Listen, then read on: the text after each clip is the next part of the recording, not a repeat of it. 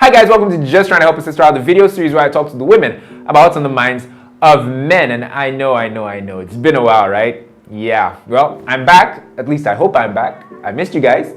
Anyway, I've been thinking about love a lot lately and how, we tend to let society and other people dictate how we find love, how we fall in love, and how we express love, and how at the end of the day, all that really doesn't matter.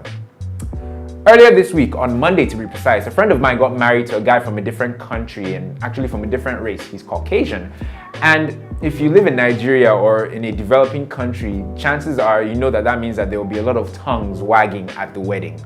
I mean, during the wedding, there were prolonged awkward stares. There were inappropriate remarks and comments from people sitting behind me and in front of me. And even though I disapproved of what people were saying near me, there were moments when I myself cringed because I felt like the couple weren't doing certain things right as far as how Nigerian weddings go.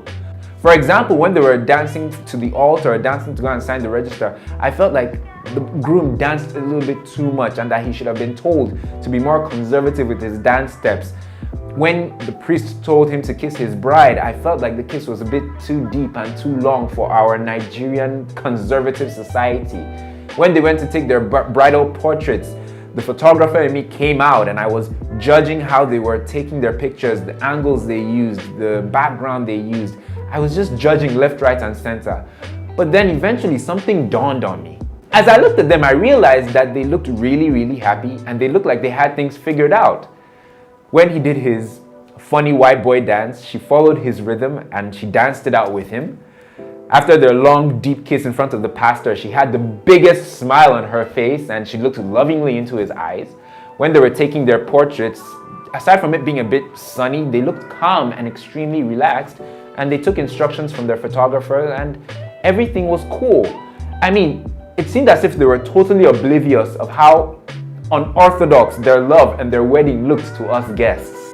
And that's when it hit me. They're not expressing their love or experiencing their wedding day based on what us guests think. They're expressing their love and starting their lives together based on the ideas and the beliefs that they have set for themselves.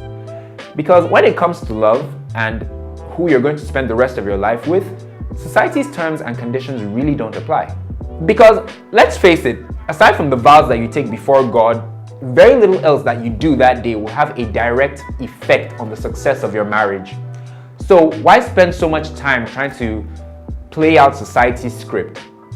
Why do we feel like we have to love, date, experience our wedding day or our marriage by society's standards? If lifelong love and happiness are the destination, then who cares how we get there? I often say that love is a universal currency with lots of different denominations, in the sense that you can express love in different ways. It's kind of like going to the Apple store to buy a $1,000 iPhone 10. You can pay for that iPhone with $100 bills, or you can pay for it with $1 bills. Now the cashier most likely won't want you to pay with $1 bills and will try and probably get you to change your payment method. But guess what? They have no choice but to collect your $1,001 bills from you because it's legal tender. And it's the same thing with love. It may not be how people want it to be, but the fact is, it's legal tender. So when it comes to how we go about things concerning dating, courtship, and marriage, so far there's love and understanding between yourself and your significant other. What society thinks really doesn't matter.